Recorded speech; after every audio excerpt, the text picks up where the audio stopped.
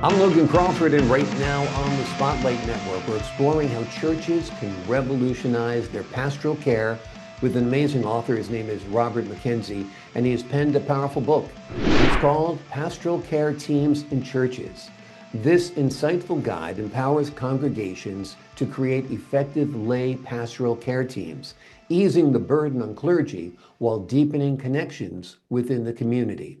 If you're looking to strengthen your church's mission and support system, this book and this conversation is a game changer. We're delighted to have this very talented author join us here today on Spotlight. We thank the team at Atticus Publishing for helping us put him in the spotlight today, and we ask viewers like you to support authors like him by subscribing to our channel and by purchasing his important book. The links are below this interview. Robert, thank you so much for joining us here today on Spotlight. Well, thank you, Logan. I'm glad to be here and appreciate the interview. Great to have you on the show. It's an important book. I think a lot of congregations have new challenges in 2025. The landscape has changed dramatically since 2020. And talk to us a little bit about how your book addresses the growing need for lay involvement in pastoral care. Well, I was the chair of the Ottawa Pastoral Care Training Program.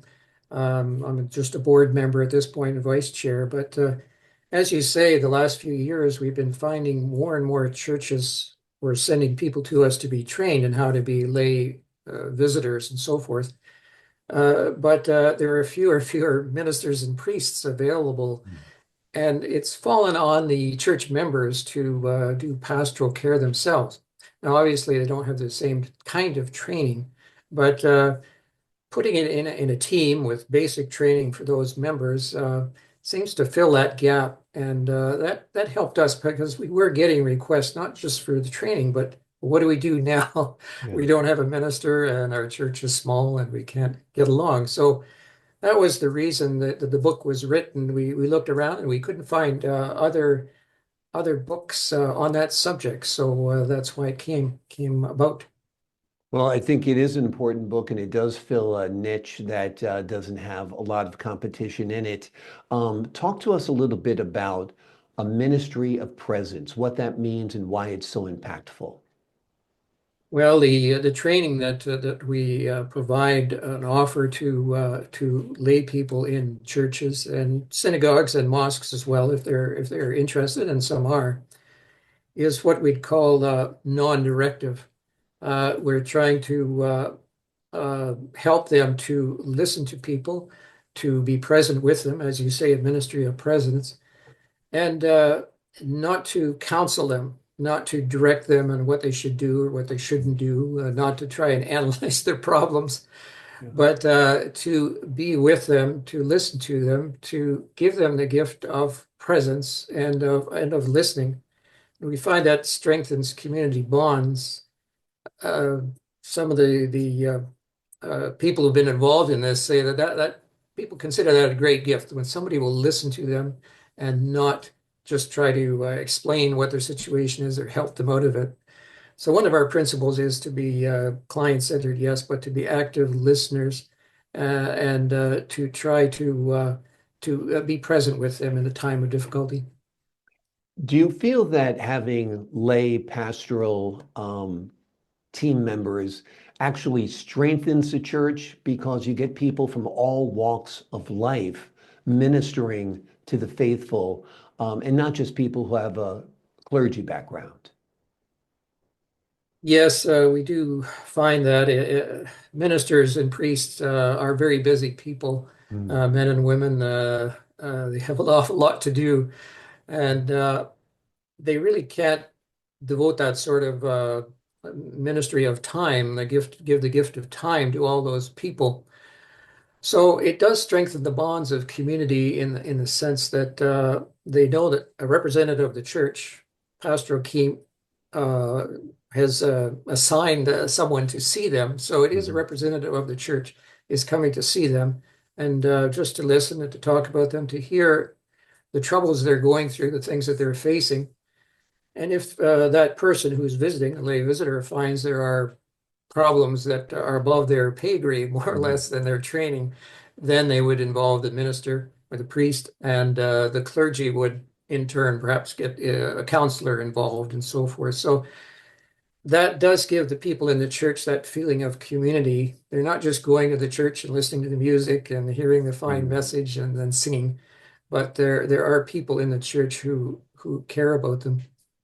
Yeah, it's wonderful. I think it really creates a sense of community. And like you said, listening is so important because in a time of need, sometimes you just need to let your heart flow, let the words flow, and have an understanding person there to listen to you and let you speak, right? That's true. And as I say, some would call that a gift. And I think that is true. I know there was one writer who was saying in his many decades of ministry, the things that people remember are the small conversations that he had with them at a time of their need. And they'd probably been thinking about a problem for quite some time, been bothering them. And talking to a person about it often allows them to put it into perspective, put it in order, and they know that it's been shared, a burden shared. The New Testament and the Old Testament, the Hebrew Bible, uh, talks about helping one another. We're in a covenant community. We're going to have this covenant agreement to help one another and to love one another, and of course, love our neighbor as well. So that really makes the community a living and a useful presence in someone's life. Absolutely. What kind of training do you feel is essential for lay pastoral care volunteers? Well, the course that has been offered in Ottawa was started by ministers and so forth over 45 years ago. And there are 10 sessions in it. It has really changed in all that time. So the first couple are on active listening, and then we go into grieving, and then we go into other specific areas. But overall, the course is more a course in what not to do rather than what to do.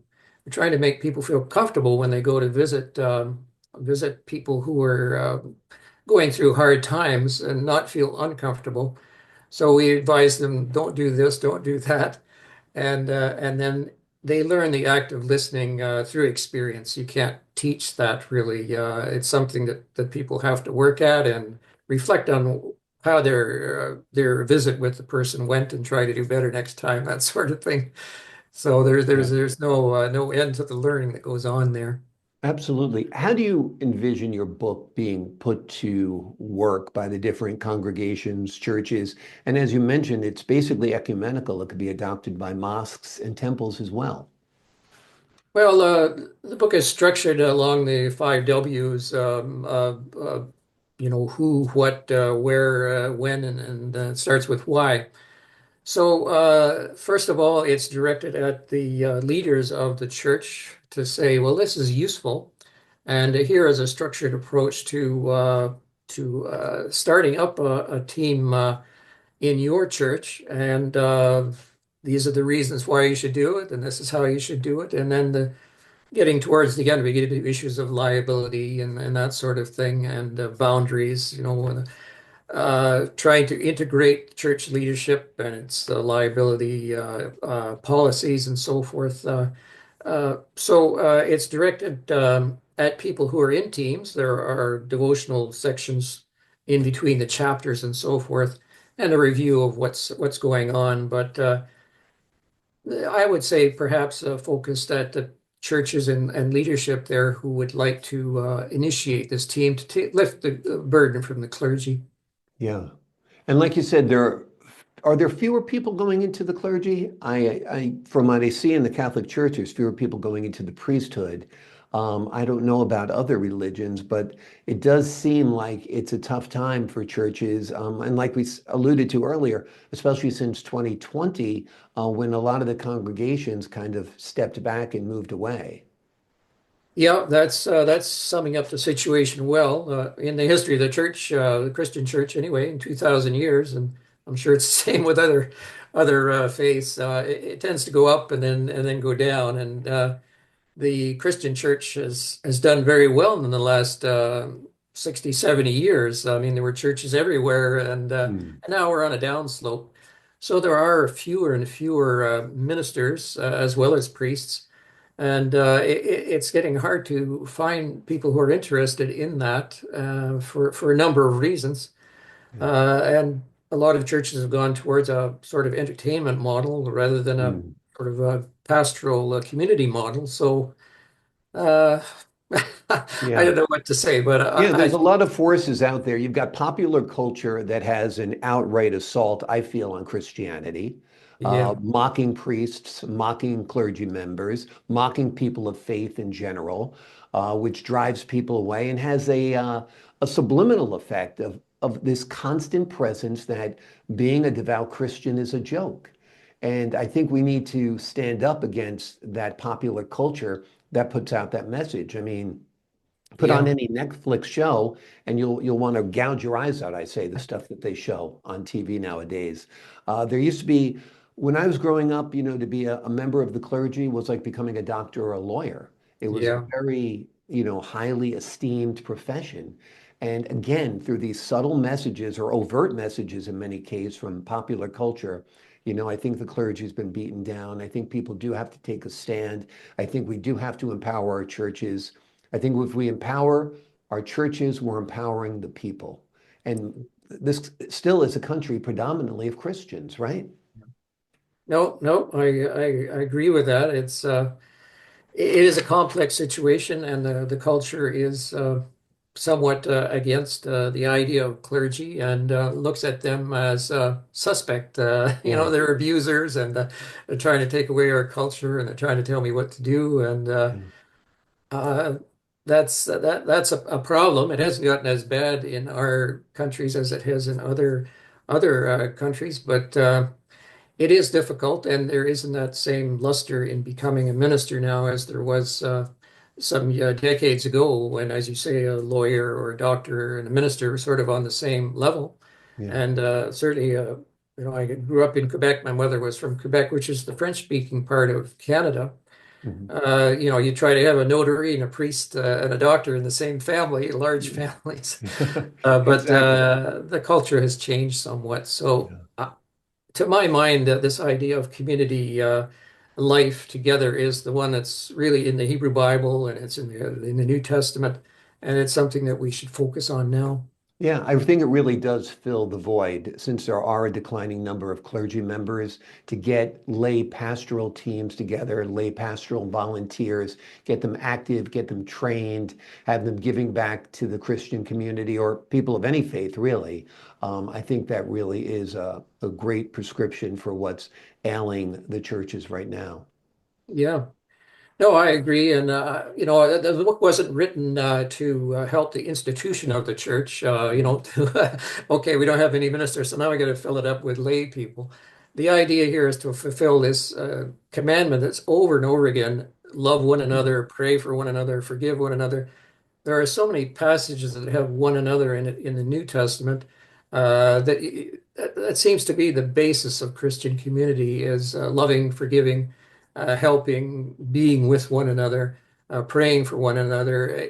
So we're not trying here to fill a void, although it is doing that, and Yeah. maybe is driving us in that direction, which Mhm. in some ways is a good thing that we're Yeah. getting back to that idea of community and loving one another and away from just shoving everything onto the clergy. So, Yeah.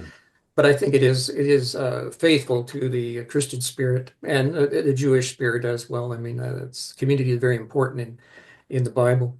Yeah. Absolutely. Wherever two or more are gathered in his name, I am there, right? Yeah, So, yeah, yeah. Wonderful. Wonderful. The book is a real game changer for folks who are looking to strengthen their congregations, their churches, their temples even, or their mosques. It is called Pastoral Care Teams in Churches. It is an insightful guide that empowers congregations to create effective lay pastoral care teams, easing the burden on clergy while deepening connections within the community. If you're looking to strengthen your church's mission and support system, this book is a must read, a complete game changer. Robert, thank you so much for joining me here today on Spotlight. well, thank you, Logan. I appreciate that. I appreciate your time, sir. And to the folks at home, I'm Logan Crawford, thanking you for your time this time. Until next time on Spotlight.